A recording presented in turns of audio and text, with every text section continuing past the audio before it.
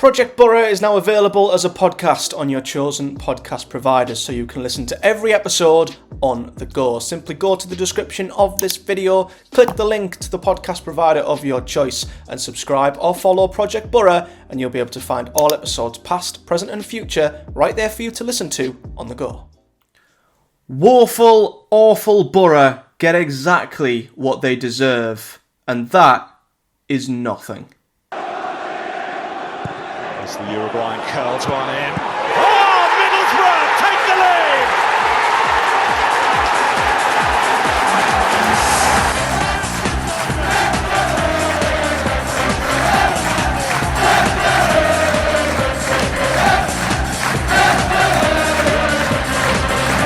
What is up, guys? Matthew here, and welcome to another episode of Project Boro. Today, I have the unfortunate task of discussing and reacting to Boro's 2-1 defeat at home to Hull City. It's our third defeat in a row, second at home in a matter of days, and I believe it is 4 defeats in the last 5 games. Now, a lot of the situation that Boro find themselves in has been down to being very unfortunate with injuries, and that has certainly played its part. It's certainly limited the options that Michael Carrick has had off the bench to change games, and I am not for 1 minute disregarding the fact that injuries have played a part in the last few games, and Michael Carrick's hands are tied to an extent.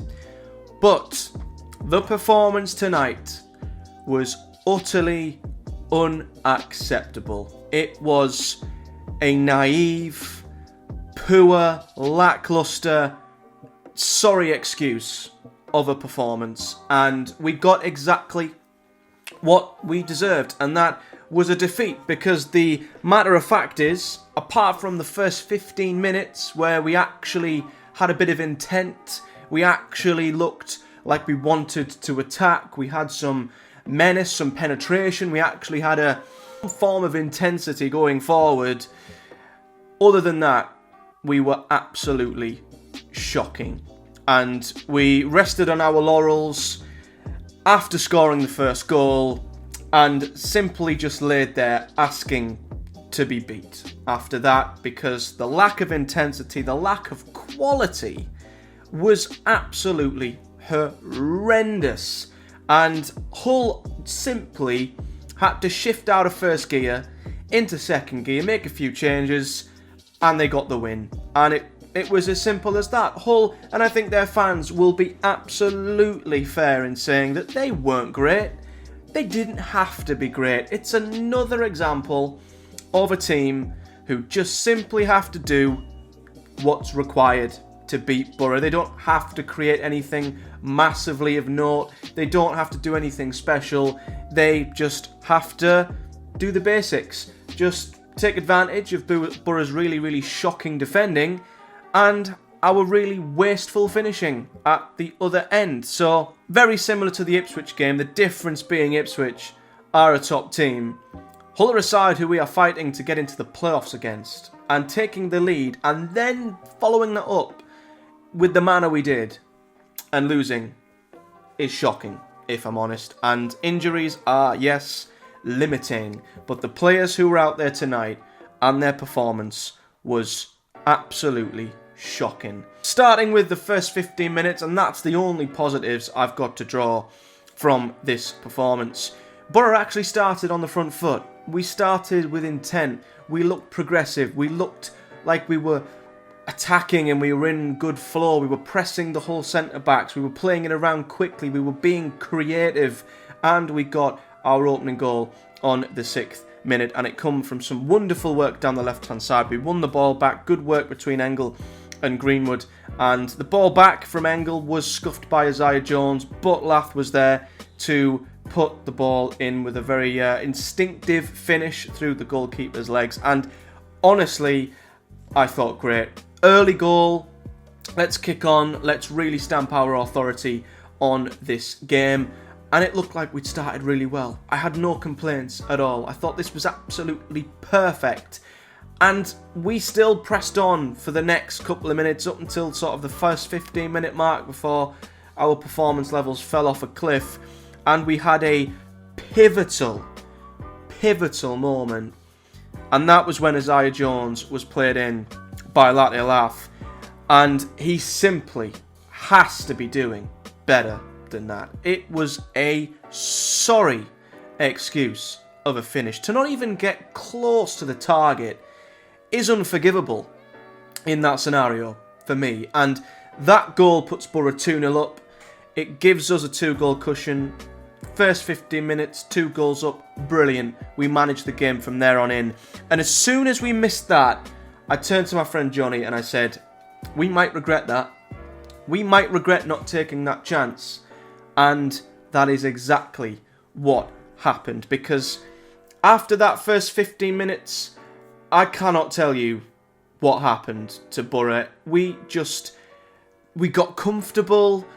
We were horseshoeing the ball from left to right, playing with no intensity whatsoever. And when we were getting into the final third, the quality was absolutely terrible. We were so devoid of any sort of quality. The front players especially were just terrible. You know, they couldn't string a 5-yard pass between them.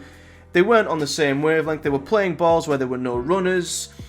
And it was just shocking. It was really, really bad in terms of the quality and the intensity. It was slow, it was laborious, and midfield as well. No life in the midfield at all. Losing out on second balls, playing really poor passes. We just had nothing after that first 50 minutes, and it was just so frustrating because Hull were not great at all in that first half. They were equally as lacking in quality going forward themselves. They didn't lay a glove on us in the first half at all. You know, they equally didn't have the quality, equally were failing to create. They were as flat as we were. And I'm just sat there thinking, Boro, just kill the game. Kill the game. You just have to turn it up by a tiny amount. Get the second goal. Just keep doing what you were doing in the first 15 minutes. You'll get yourself a second. And I said, if we get a second here, I think the game's ours. But we didn't. We rested on our laurels and we let the game get scrappy. We let the game really, really drift. And that's what happened. The game just coasted to half time. And you're kind of frustrated, but you're sort of thinking, well, we're 1-0 up. Okay, the last 25 minutes of the first half, the last half an hour was bad, but we've got a second half to come back, regroup, and go, right, first 15 minutes of the second half, get that second goal, finish this game off, because Hull were there for the taking, and we do not want to give them any opportunity to get back in to the game. And Boro come out and were just as bad. The front three behind Lath were criminal. Absolutely criminal with some of the combination play, some of the passing, the touches. It was absolutely awful. And the midfield, as I say, kept losing the midfield battles. They were slow to the ball. The passing was really slow, really laboured. We were just passing it around the back. Every time there was an opportunity to go forward, we'd turn back, play it backwards again. And I don't know if the boys were lacking confidence, or as I say, they were just comfortable and just thought, if we just keep doing this, we'll manage the game. No, Boro, you need to kill these games off. You cannot just assume the game is ours and you let it drift, because you will be punished. And all Hull had to do, as I say, was turn it up, make a few substitutes, and suddenly Boro were suddenly finding themselves in bother. And that's exactly what happened. Liam Rosenior, to his credit, a coach I really, really rate, was proactive. He went for the game. You know, he was 1-0 down and he was making attacking substitutions. He went for it. He was proactive. He changed his shape. And Hull got what they deserved, essentially, from that moment on. They get themselves a corner. Again, they'd not tested Senny up until this point at all.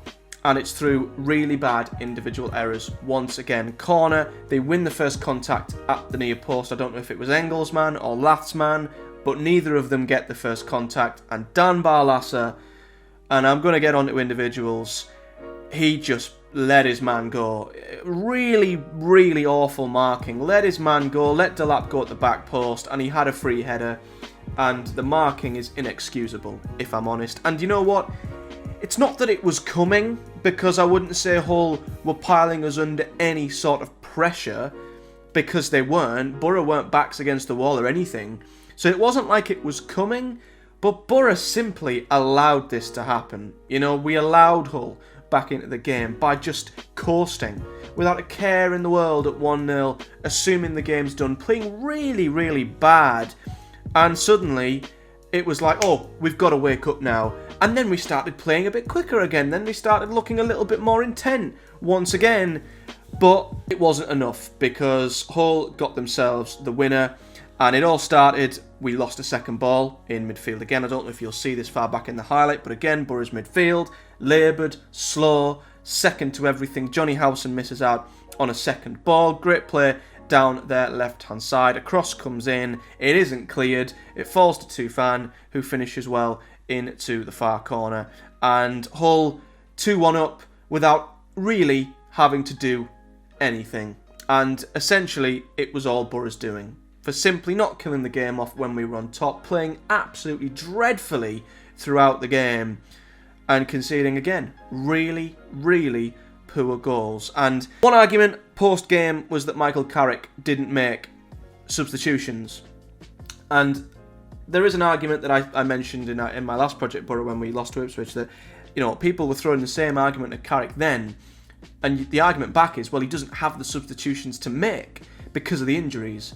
And you look at Boro's bench, and that's absolutely valid. You look at it and say, well, who can he bring on? Silvera, Rodgers, Gilbert, Bangura. He brought on Rodgers and Gilbert. So I think he made the substitutions that were available to him, but he made them too late. You know, I get we were comfortable and we weren't really under any pressure, but for me, it was clear to see throughout the end of the first half and the majority of the second half that Boro were just miles off it, and at any given moment, Hull could create something and we were in trouble. We were far from safe. We were far from, not that we were in danger of conceding, but we weren't proactively trying to kill the game off. We were just coasting, and that's always going to leave an opportunity for Hull to get themselves back into the game. It was only when they scored Boro started to play and started to look to make substitutions. So I get both arguments in the sense that Boro didn't have to change anything at 1-0 because Hull weren't putting us under any sort of pressure. But at the same time, it was clear for me that we were so flat at the time, you were worried that a sucker punch was coming, and maybe bringing on a sub or two would have just gave us that injection of energy that we desperately needed. And we didn't do that, and the inevitable happened, and we end up losing the game. And it was really, really bad. Honestly, it was up there with probably the Sheffield Wednesday performance in terms of how just terrible and lacklustre and the lack of quality. Up there, it was awful to watch. It was really, really frustrating. And for the first time, I strongly have disagreed with Michael Carrick. I personally don't think he was proactive enough. Not that he had to be, but he certainly could have been when the game was drifting. But he come out afterwards and said that if we play like this, we'll be fine most days. And I completely disagree with that. I thought we were really, really bad.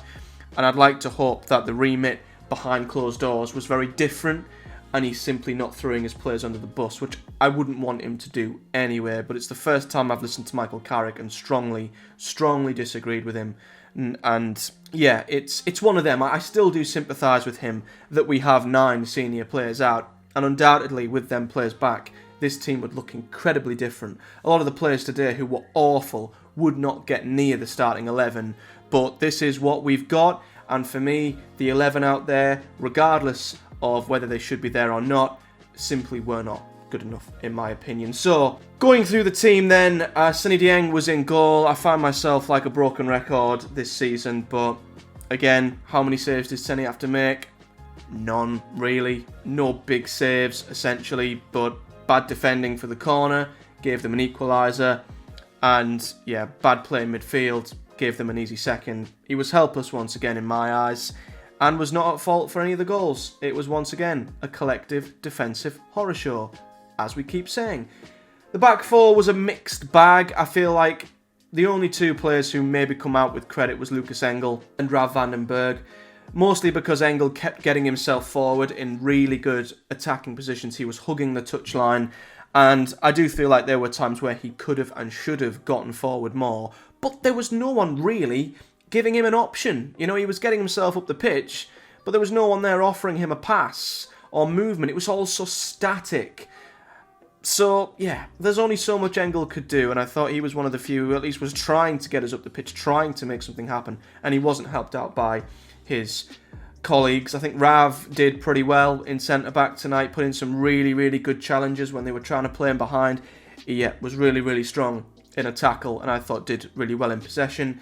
And then the other side was a little bit of the opposite. I think Dijksteel was hit and miss, lost the ball quite a few times, ran down a few blind alleys, was a little bit hit and miss in possession.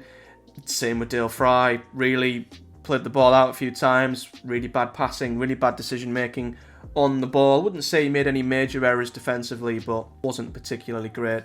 The midfield was shocking for me. We're really missing Hayden Hackney in this midfield. For me, it's just lacking energy for me. I think Johnny Howson, who has one good game every 10 nowadays, I just don't think has enough to perform at the level that we need consistently. You know, he was too slow to plenty of second balls, wasn't getting into the challenges, was slow on the ball, wasn't moving enough, wasn't offering enough for his teammates.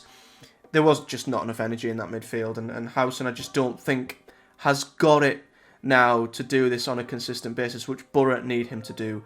Barlasser was hopeless tonight. I think it was probably the worst performance he's dropped in a Boro shirt. You know, the amount of times he lost possession was ridiculous in really, really bad areas. And the problem with Barlasser is in a two-man midfield, you've got to be very quick and very reactive and instinctive in the midfield. You've got to be able to take the ball, one touch, two touch, pass it. You've got to be very aware of the space around you. And he just needs more time on the ball than a Hayden Hackney does. And he can't react quick enough. So when he's under pressure, he'll play the simple pass, whereas Hackney will work his way out of a tight hole and he'll drive into the opposition's half. Barlasser isn't like that. He's the sort of player who needs to receive it in space and be given time to play the right pass. Because when given time, he can play a killer pass. But he simply doesn't have the time to in a two-man midfield, and he's not quick enough and not urgent enough to do that. He just doesn't work in this two-man midfield for me. I think he'd work in a three alongside Hackney and maybe Howson, But Howson, for me, regardless, I just don't think has enough energy to work efficiently in this Boro midfield. Anyway, the front three behind Lath were terrible. I think Jones, again, dropped one of his absolute worst performances of the season. He missed a golden chance to make it 2-0, an unforgivable miss to not even hit the target. He was terrible in possession. Another one who lost the ball, heavy touches, really poor, lacking in quality, and Crooks as well. You know, after such a great run, he's dropped back-to-back clangers. He was terrible as well in this performance. Really ineffective. His passing was shocking. Yeah, another passenger who had a terrible, terrible game. And Greenwood wasn't effective either, but there were plenty of times where he would pick the ball up in the middle and he would turn and he would find Engel on the left. Plenty of times where, you know, he would cut inside and create the space for Engel, which could have resulted in us creating an opportunity but didn't. So I think even though Greenwood wasn't particularly effective either, I think he at least maybe come out of it with a little bit more quality in my opinion, but still didn't quite offer enough and lacked quality. And Latte Lath huffed and puffed. I think, you know, as we've said, he got a goal, which is great, but he's just not quite the clinical, potent, ruthless finisher that we need up front, and at times isn't in the attacking areas. He's very good at winning his own headers and his flick-ons, but when nothing's happening around him, you can't expect him to create something out of nothing, unfortunately. And I think he either works up front with someone else, or he's just going to be a player who scores every now and again for me. I think we certainly need more up front. But I think he was maybe, along with Engel and Vandenberger, a potential shining knight in the Boro 11. I think Rodgers and Silvera, who come on, I mean, Rodgers come on was really poor, if I'm honest. I mean, he played some appalling passes. Maybe he was trying too hard, I don't know. And Silveira simply come on too late, in my opinion, to really have much of an impact on the game. And then you look at the stats of momentum, and this is what I mean. Boro scored early when they had the momentum, and then after that it was so flat. And, you know, second half, yeah, we had a couple of goal-scoring scrambles. Crooks missed a really easy point-blank header. Dale Fry somehow missed the target at the very death. There were some opportunities in there, but again, poor finishing, not taking our chances. Typical, really, of Boro's performance. It was just a really terrible day at the office. If you look at the XG, fairly equal. Possession, fairly equal. Like I said, neither side was particularly, head and shoulders above the other. But we had more shots on target. We missed more big chances. Hull took theirs. We didn't. Not much else to say, really, other than, yeah, this was up there with one of the worst performances of the season. And it doesn't read pretty for the table either. Because Boro are 13th, as I say, lost 4 of the last 5, and now the gap to the playoffs has doubled from 3 points to 6 points. So, yeah, it's a mix of many things. You know, this was a very bad performance, but we are so desperate to get some of our better players back. You know, having McGree on the left, having Force on the right, Hackney back in the midfield. The defence, I don't think we can improve now until January. And just someone who you can hang your hat on up front, who will take them chances in them pivotal moments.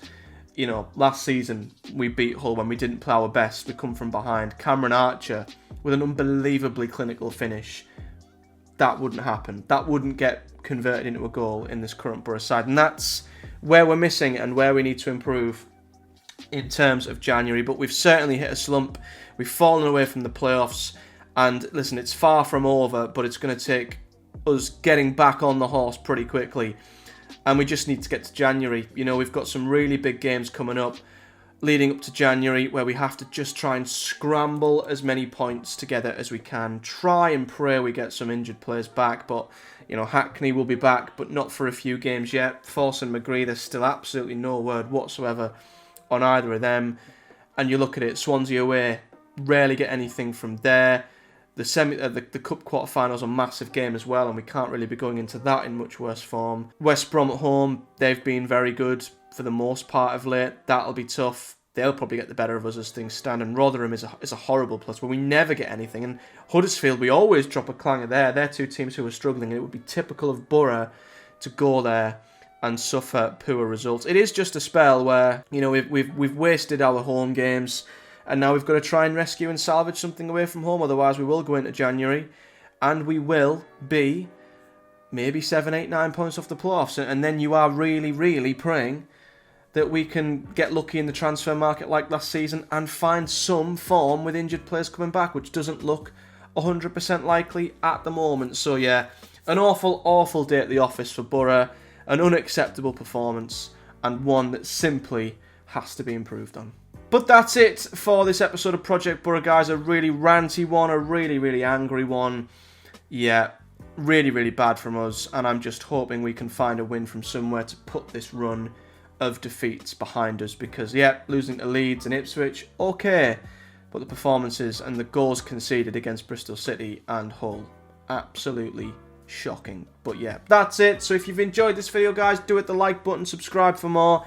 If you've enjoyed it, leave me a comment below if you're watching on YouTube, and if you are listening on the podcast providers of your choice, please do hit me a follow on there. Give me a like and a rating on there too. That would really help too. But until next time, guys, I'm going to go to bed because, yeah, that performance has ruined my evening. I'll see you guys at the weekend for hopefully a positive result away at Swansea.